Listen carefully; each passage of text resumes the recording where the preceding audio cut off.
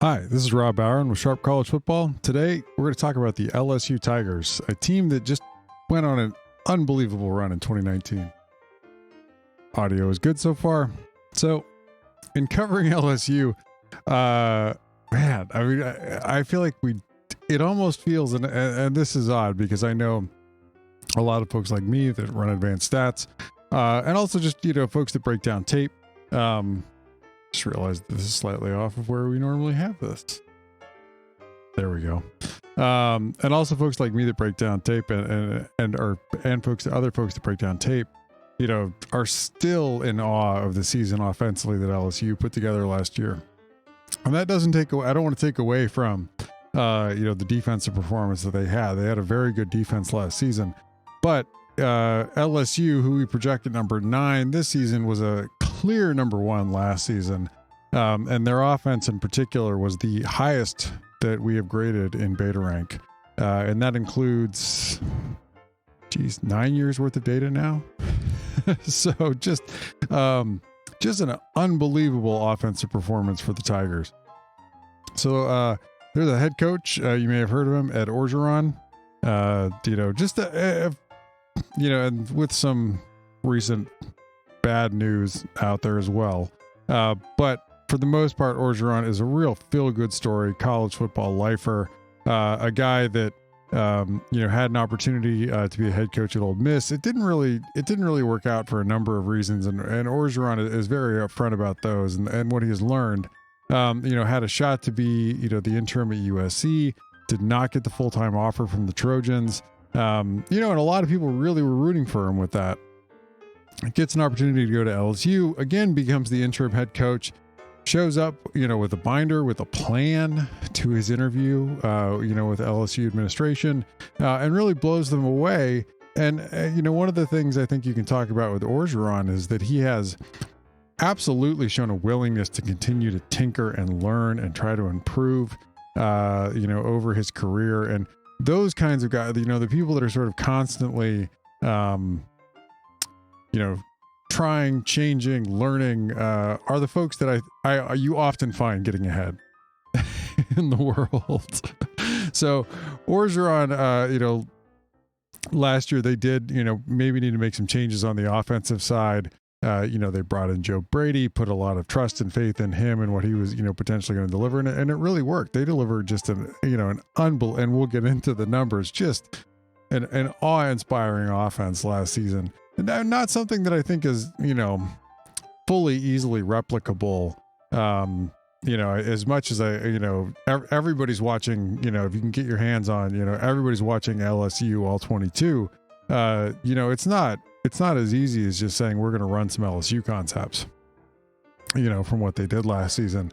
Not every team has, Joe Burrow, who really was terrific under pressure, and was quick on his reads, and you can get away with running, only 5 in protection, the way LSU did for really long periods last season.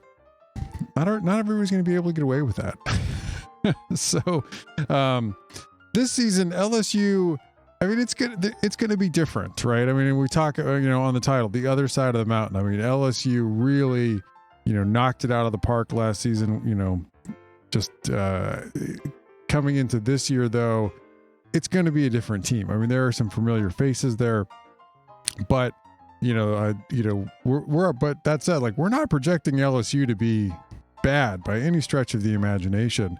And you really do have some confidence in some of what they're going to be able to build and work with. And they've recruited incredibly well. They've also been pretty good at player development. So it's not as if when you look at this LSU squad, you automatically assume oh my gosh, nobody's back. Joe Brady's back to the NFL. Joe Burrow is off to the NFL. Dave Aranda is now the head coach at Baylor. What do we do? There are some pieces that are still there.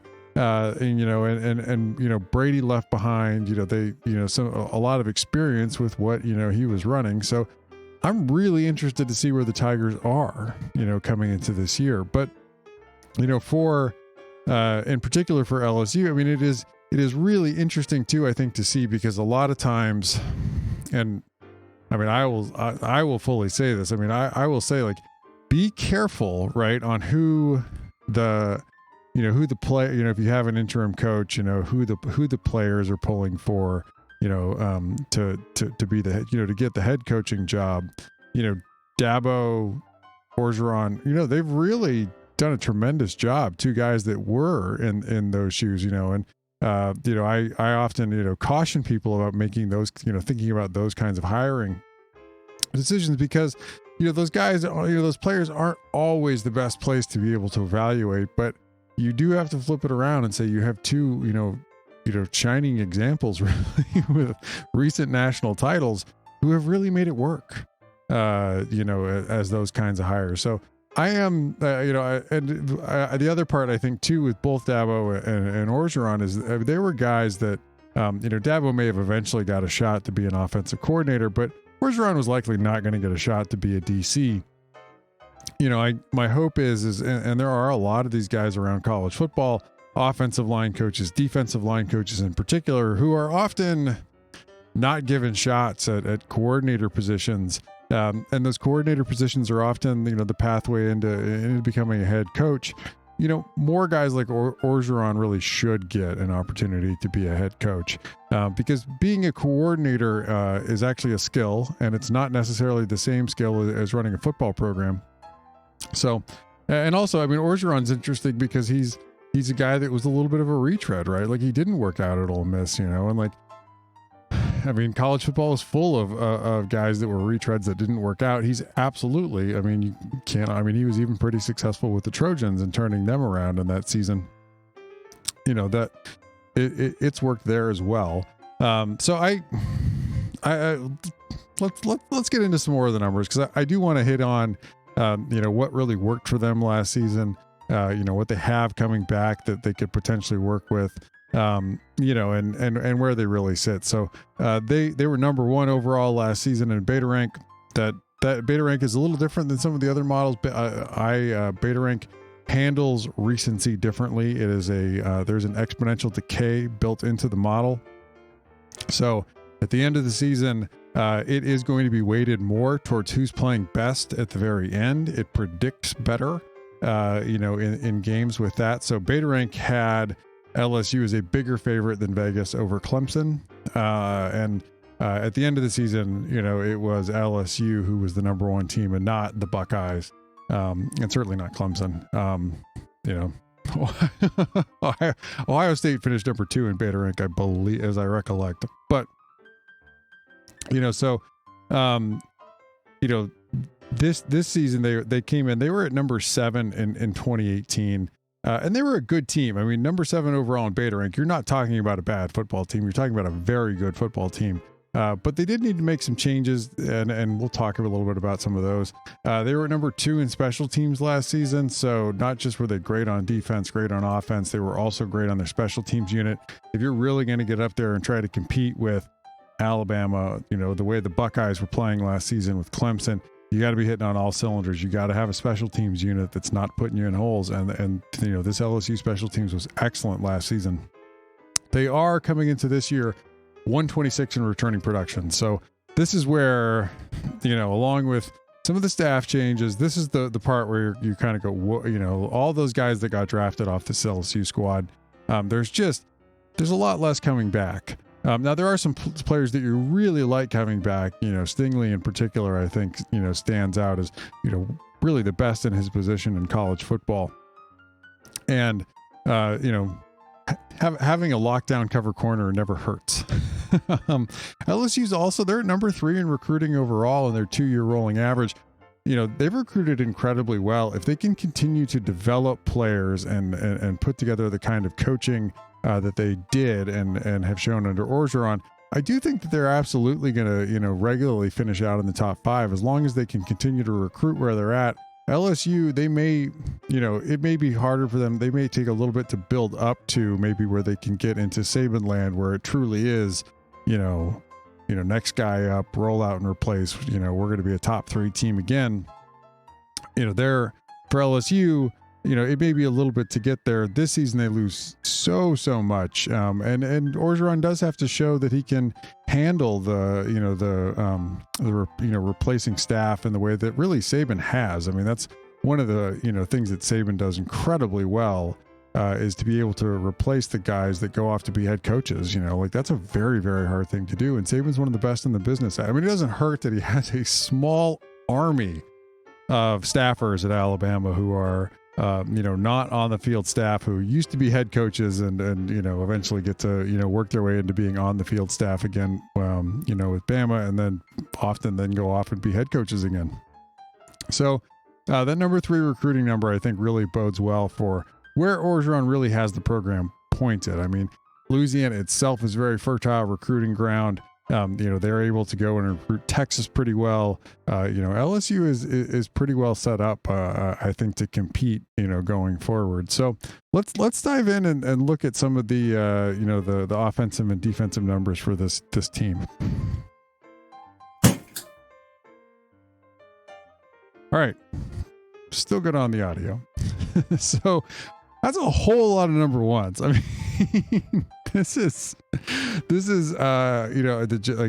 like competence porn. I mean, that was the LSU offense last season. Just incredible competence. So number 1 on offense in beta rank, number 1 in drive efficiency. No one put together long drives better than the Tigers. I mean, just incredible efficiency of controlling for field position and opponent, like being able to put together a drive and turn it into points. Number 1 in explosive drives, unsurprisingly. Number 1 in play efficiency. Number 1 in negative drives. So this is an offense that was the very best in the core 4 beta rank metrics. I mean, it's just that's amazing to see. No one has done anything like this in college football the way LSU did last season. They were like I said. I mean, Ohio State also was an incredible offense last season, and a very different offense, or a run-oriented offense under Ryan Day. But, this LSU offense was better, last season. And just, that across the board, like an offense that is, incredible at efficiency, incredible at explosive plays, doesn't make mistakes, doesn't have a lot of negative drives where you have 3 and outs, turnovers, any of those things. Just awesome offensive performance by the Tigers. So they do have a big run pass split. I mean, and why wouldn't you? If you had what they were able to do throwing the football, number 60 in effective rush, number 1 in effective pass. I mean, setting, their effective pass number was well past what you would even think of or regularly see for, the Washington States of the world. I mean, teams that normally grade out really well in effective pass and beta rank, like a Mike Leach heavy air raid team, and Mike Leach does not actually call run plays. They only check in to run plays if it's favorable enough at the line of scrimmage. This LSU team graded out ahead of them throwing the football last season. So there is the potential, coming into this next year, to be a little less pass heavy, and not having Joe Burrow there, I think is a part of that. Potentially not having Brady there is a part of that. But there is a potential for them to become a little more balanced. And LSU, without, Edwards-Helaire back there coming out of the backfield, who was an excellent weapon, catching the football out of the backfield, they may lean into running the ball a little more. I mean, we'll see. I mean, there's lots of ways to skin the cat in college football. Like, as I said, another great offense last season was Ohio State, who graded out running the football better than service academies usually do. So it's not, there were some examples of high major college football programs that weren't necessarily, if you look at their play calling split, so run or pass heavy that you would expect them to break out like this, but they were just so efficient at doing what they were doing, that they ended up grading out like programs that often do have a huge actual play calling run pass split. So this LSU offense, that could change. Their offensive coordinator, Steve Emsinger, really just a, Sminger. Sorry. A guy that's been around college football, experienced some personal tragedy, really just, but, he'd call, and I think people forget this with the focus on Brady, Ensminger was the primary play caller for LSU last season. He called first downs, second downs. What Brady called were passing downs and third downs, I believe was the split on that. And so if it was an obvious passing down, it went to Brady, and he made that call. But it's not as if schematically, I mean, and I don't necessarily know, like, I think it would be wrong to assume that Joe Brady leaving doesn't have some effect. I think it would be equally wrong to say that Joe Brady being there would not also have some long-term effect on the offense. So I do expect them to continue to be good and innovative and different, and to be able to continue to run effectively many of the concepts that they were able to run last season. A lot of that is going to be on, Ensminger and his play calling, which you should have some faith in. Now, they were at 16 on offense in 18, and they weren't, Joe Brady wasn't the Joe, Joe Burrow wasn't the Joe Burrow that he was in 19. That said, 16 still a pretty good offense. I do expect them to be good. I expect them to be in the top 10, in beta rank offensively. But there's some big losses here. Pro Football Focus had Joe Burrow as their number one graded quarterback last season. Unsurprisingly, he was terrific under pressure, incredibly accurate, just a truly deserving Heisman performance. They were number 30 in Pro Football Focus's offensive line grade last season. That feels a tad low for how often they were basically, in five-man protection. But Burrow was excellent under pressure and at getting the ball out. So he often let he helped the offensive line get past, where some of their weaknesses were. It is a little bit of an open question whether Miles Brennan, who is likely going to be the new starter, is going to be able to help them in that way. That's going to be a really big thing for this offense is, can they get away with the, types of protections that they ran last season? Can Brennan step in and do that? That I don't know, right? Are you going to be able to, not bring a tight end in, not leave it back in to protect? Can Brennan get rid of the ball? Did he learn enough, I think, in his time to be able to keep this offense rolling? They're at 129 in returning production. As you all know, there's some big gaps, on this offense coming back. So this LSU offense will be something interesting to see, I think, coming into this year, without, the Joes, and without some of the talent that they had at wide receiver, with all the turnover that they've had. What does this offense look like? I still expect them to be, likely, and it may take a little bit, but building up into, a top 10 offense again in college football. So on the defensive side of the ball, they were no slouch either. They were number 3 overall in beta rank. That's number 3 in drive efficiency. Controlling for the field position that they were given, controlling for opponent. They really found ways to get off the field, not give up big plays. Number 5 in explosive drives. They graded out a little lower, here comparatively compared to like where the number 1 team in containing explosive drives was. But, grading out very well at not giving up big plays. Number 10 in play efficiency. This is their weakest metric. It's also the least of the core 4. It's important, but it is the least important of the core 4 beta rank metrics. So controlling for, field position and opponent, they did give up a little bit more yards per play than you may have expected. But that negative drives number, again, lots of 3 and outs, lots of turnovers. They did have a little bit of a split. Number 1 in effective pass, number 3 in 13 in effective rush. I think what really, they weren't great against the run. The trouble with playing LSU is their offense was so good, you ended up having to throw the football, and their pass defense was just excellent last season. I think Stingley coming back again really helps with what they might have, coming into this year. You really like what they've been able to do and develop on the defensive side of the football.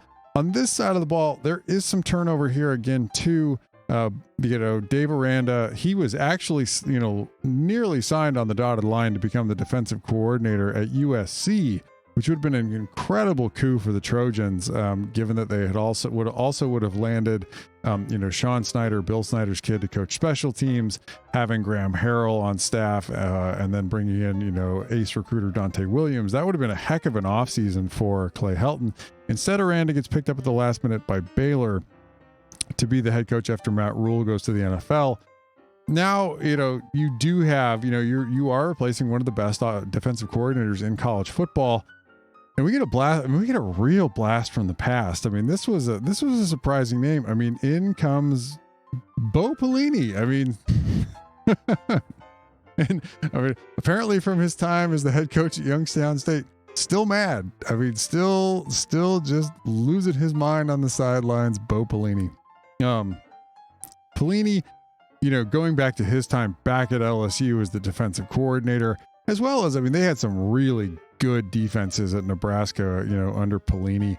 I mean, I think if you were talking as many as 8-9 years ago, one of the best defensive minds in college football, does he still have it? I think is an interesting question. I mean, this is a tougher one, and it's hard to sort of sit there and say like, oh man, they got Bo Pelini. Was no one else available? I mean, it is, there are only so many really, there are fewer great defensive coordinators in college football. The offense matters more. Like if you go look at Beta Rank's, you know, overall scores for offense and defense, I mean, offense weights more for a reason right now, because this is the era of big offense. That said, you know, there are fewer great defensive coordinators out there than there are very good offensive coordinators out there in college football right now. And you see that as a premium. I mean, defensive coordinators, you know, the top ones tend to make a little more than their offensive counterparts. There are just only so many really great defensive play callers in the game. You know, going out and finding the next one was tough. And it's not, I mean, it's not that is not an, I mean, even Nick Saban in some ways has, you know, struggled with this a little bit. You know, he, you know, had that promotion on staff that didn't work out. With Tosh Lapoy, who then now is the linebackers coach of the Cleveland Browns. He also then had, you know, I mean, he picked up Pete Golding, who was terrific at UT San Antonio as an external hire. You know, Golding really, he did not hit the ground. I mean, they had some injuries, you know, to deal with last season, absolutely. But I mean, this is the season he's got to prove that he really did deserve that Alabama defensive coordinator job. So there's only so many great DCs out there. I don't mind going out and grabbing a guy. I mean, you know, I mean, USC, when they lost out on Dave Aranda, they ended up hiring Todd Orlando, who, again, I mean, had some injuries to deal with the Texas, defense last season, but also like didn't crush it in his time in Austin. You know, Orlando, I think, it is hard if you don't land, or you're sort of scrambling, playing musical chairs. You know, as you could argue, really LSU was left to do. There's only so many guys out there that, you know, really are in that league. Pelini was, you know, and he might be good enough to still be, right. And so you hope that, you know, it works out this year, you know, and, you know, that he shows some progress and that they're able to continue really where they've been, because, you know, he's inheriting a fairly stocked cupboard. LSU has been very, very good on defense for a long time. So if that's the case, then, you know, you've knocked it out of the park. If not, you know, LSU could certainly afford to, if it's bad enough in year one, move on. And then they're probably at the front end of a hiring cycle instead of the back end of the hiring cycle, looking to make that replacement hire. Or, you know, 2 years down the road, if it's, you know, again, like you'll be at the front end of the hiring cycle. And that is the unfortunate truth of college football, right? I mean, it's not just who you hire, it's when your opening comes open, right? And when you can, and who you could potentially convince to come over. You know, it can be harder if you are left scrambling, particularly to fill the defensive coordinator role very late in the season. So I'm interested. I'm excited to see where they end up with Pelini. You know, he had some, you know, some really, really good defenses in the past. On the schedule, you know, the schedule that, well, first we'll take a quick look at the schedule that was. So, and we're going to, as I do that, of course, do the quick check of the audio that is. So they would have come in, you know, really projected to win 8.39 games overall in their expected win total. That's not a reflection, of course, that of LSU being a bad football team on their expected wins, and teams that once you start getting above that 8 expected wins, I mean, that were really, you know, your overall win totals are usually, you know, suss out somewhere in the 9-win range. But, you know, for LSU, it is a reflection of being in a very tough conference in the SEC, and you know, and being in a tough division in that. You know, projecting them just short of 5 wins overall, in the SEC schedule. So, there's not, I mean, other than the Texas game, the bummer is that you're not going to get to see them play Texas. That's the real one. But, these other games, that you're going to miss on the schedule, UTSA, Rice, the FCS game, like that, those are pretty forgettable. But the schedule that is over here on the far left now, they really did, in some ways, you could argue, really luck out. They always have the crossover game with Florida on the schedule, but they did not draw Kentucky, who is a good team in the SEC East, and they did not draw Georgia either. So they drew Vanderbilt, which, if you're going to draw somebody from the East, congratulations. And then they got Missouri, who has also been rebuilding, and and we've talked about this a little bit as we've both covered the Tigers in their preview, as well as, talking about them in other SEC teams as we preview them. Missouri, we don't expect Drinkwitz to really be out of the cannon the way Satterfield was. And Satterfield really still has significant, being in the ACC covers up, I think, some warts on that Louisville team. They still have significant work to do on the defense. The offense really came together for the Cardinals last season. I don't know that it's going to have the same, feeling like you're shot out of a cannon effect for Drinkwitz in Columbia. So if we're looking here, at the Mississippi State, LSU's about an 8-point favorite in that game. That feels about right. I mean, and some of the strengths of this LSU defense from last season, getting to go against KJ Costello, it is just going to be imperative. I mean, anyone that plays Mississippi State this season, just, Costello can struggle if you force him to move his feet. Keep him moving, keep the pressure coming on him, and you will likely be fine in the SEC. Vanderbilt, they have a 0.97 win probability in this game. They're about a 22-point favorite in beta rank, even on the road. So that game should be easily in hand. Missouri, an 88% win probability, 0.88, about 14.5 there for LSU. Florida, this game is, on the road, a very slight favorite over Florida. Mileage may vary on this one a little bit. I'm interested to see where this Florida offense finishes out and where they go. I don't think that Kyle Trask, I'm not as high on Kyle Trask as some people are. So, I do think that LSU, by the time, they get to Florida, they'll have 3 games under their belt. I think they do have an opportunity to be a little ahead, at least have figured some things out for how this offense is going to work. And if it's come together, then I really do. I think, a slight favorite on the road over Florida seems somewhat fair. Arkansas, LSU is going to be a big, so South Carolina then, about 14 points feels somewhat fair. South Carolina's got some real work ahead of them. They really struggled offensively last year, and trying to put it together with Helinski. Auburn, this is going to be a tough game, and a real tight game. I think Auburn was excellent defensively last season. They finished at number 4 in beta rank on offense. We don't really project Auburn to be anything outstanding offensively this coming year. We project them at number 20 on offense. They definitely have some work to do, both with Chad Morris there and Bo Nix really, if at all, taking a step forward. Auburn needs to figure out how to throw the football, for lack of a better way to put it, because they are not a great rushing team right now, and they haven't been really in a couple of years, and they haven't under Malzahn's time at all been a great passing team. So Auburn might need a little bit of an offensive makeover to think through, and as they continue to try to develop there. This does show up as a toss up. The the Auburn Tigers have recruited pretty well themselves. They often develop players pretty well, and they're well coached under Malzahn.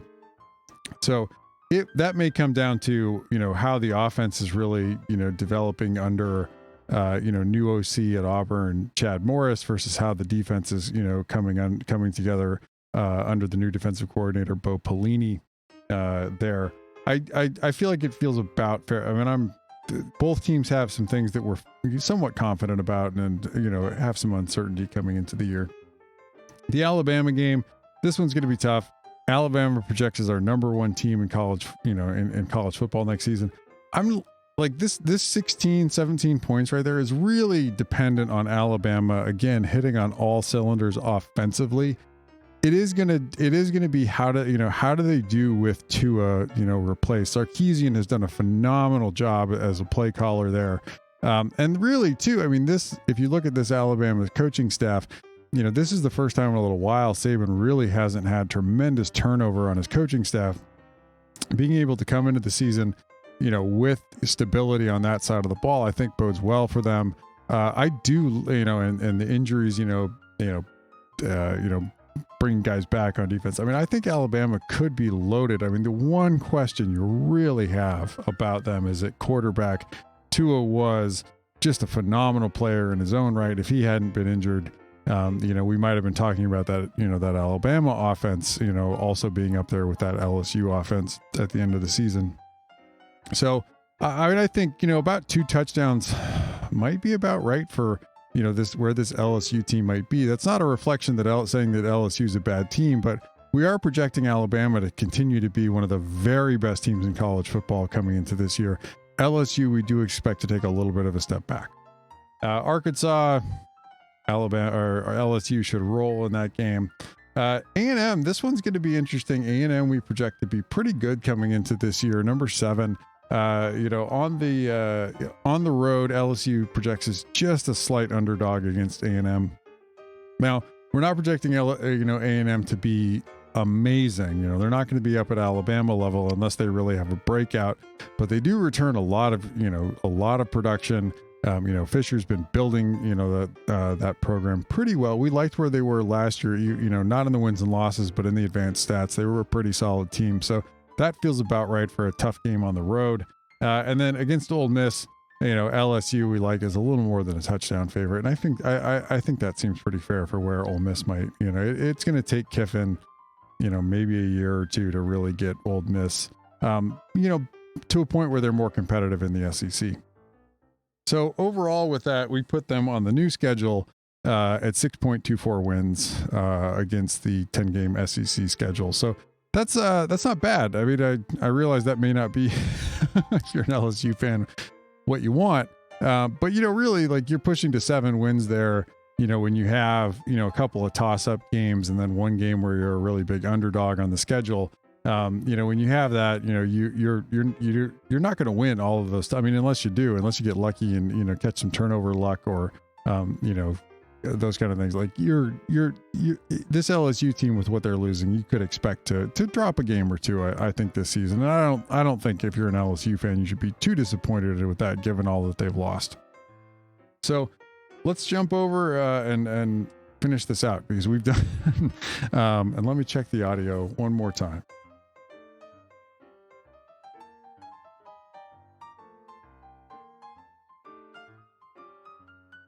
All right, we did it. So we're at almost 34 minutes. We're at a little over 34 minutes on the LSU Tigers. So LSU for next season, how will you tell, if they're going to beat this projection, if they're going to be better than number 9, finish out in the top 5, play Alabama a lot closer, maybe potentially beat the Crimson Tide if they, get some turnover luck in that game, or Alabama just face plants. I think the thing to watch, one is to watch Brennan, and to watch, Ensminger and how this offense is really doing. I mean, they lose so much. What does this offense really look like coming into this year? Are they more balanced, run pass, and more effective running the ball? And that may be that they are less effective passing the ball than they were last year. And I think that's a fairly reasonable expectation in a lot of ways. But if if the offensive line can take a little bit of a step forward off of where they were last season at 30 in Pro Football Focus's grade, that means Brennan doesn't have to be as good. He can hold the ball a little bit longer, right? In ways that Burrow didn't, was not able to. And this LSU offense, you can make that trade-off and still potentially be excellent. I mean, I think for them, if they can, put together a top 10 offense for next season, I think that this could really hold. I think if you're an LSU fan, what really worries you, is that even if the defense is very good, if the offense falls back again into that 16-17 range, you're still likely looking at a top 10 team, but you're gonna see the gap. You're gonna see that gap against the team, the top teams. You're gonna see a gap against a team like Alabama, which, if Alabama really is rolling again, like the top teams in college football have been the last couple seasons, then LSU, you last year you were in that club, this year you might be right outside of it again. On the defensive side of the ball, again, like they have a lot of, they're at 93 in returning production. I don't think I mentioned that. I may have also forgot to mention they were number 7 and 18 on defense, but they do have some production losses on defense too. You like a lot of what they have. They've recruited really well. This will be the first time in a little while though that they don't have Dave Aranda there. What does it look like with Pelini? Is the play calling as crisp? Are they able to keep some of those efficiency metrics as high? Are they forcing enough 3 and outs? Are they giving up long drives? What do they look like in giving up big plays? Those kinds of questions. I think that could really work. I would also, and as we, get into a lot of these top teams, you're going to have to keep an eye out on, as we get closer to the season, any holdouts, or, guys that are sitting out, for health reasons. Also as, if guys start to get to a point where we don't know what the bowl season might look like. This could be a little bit of a crazy college football season. So projections, also mileage is going to vary on these, but, for the defense, I think it really is going to be more about the fit with Pelini than it is with, anything with a particular player. Though you really do like with Stingley coming back, you like their ability, to work off of that. Cause anytime you can really just shut down one side of the field as a defensive coordinator, that's absolutely something you can work with, play in, play out. So keep an eye on that for LSU next season. I'm really excited to see what this team looks like. I'm excited to see what Orgeron might have to, cause he's going to have to build it all over again. Is he able to do that? What does that challenge look like for him? He's one of the more interesting, people and minds in college football. And so seeing if he can, build it up to be successful like they were last season again, I think is absolutely something to watch. If not, what they were able to accomplish last season was a real magical run in college football and something I think everyone should, think back and remember what that LSU offense was really like. So that's the Tigers. Tomorrow, after doing 3 straight SEC teams, we are we're off to the Big Ten to do Penn State, the Nittany Lions. So we're number 8 in beta rank. That means, I started at 1:30 with the Twitter previews. Back with UMass, we're going to be at number 8 tomorrow. That is awesome. So I'm excited for that. And we'll continue and keep these rolling. So for, you can see all the advanced stats you saw and a lot more at sharpcollegefootball.com. It's organized in a pretty easy to use, responsive reporting tool that we use, Google Data Studio. I'm able to output all the data that we take in from the same folks that provide data to the College Football Playoff Committee. I run that through the modeling in beta rank and on the server that I use on Google's cloud, and then drop it in, and it's there. You can go through and look to your heart's content. I'm Rob Bowron. I'm the econometrician behind beta rank. I tweet out from @BetaRank FB. I also handle the tweets from @SharpCollegeFootball. We have a Pac-12 podcast at 12Pack Radio, and you can find all the back episodes of that at sharpcollegefootball.com/12Pack Radio. We've got a new episode dropping. We just interviewed Mike Yam, who's just formerly of the Pac-12 Network. So listen in on that. It was a good conversation. But anyway, thank you so much for tuning in. Stay safe out there, and we will see you tomorrow.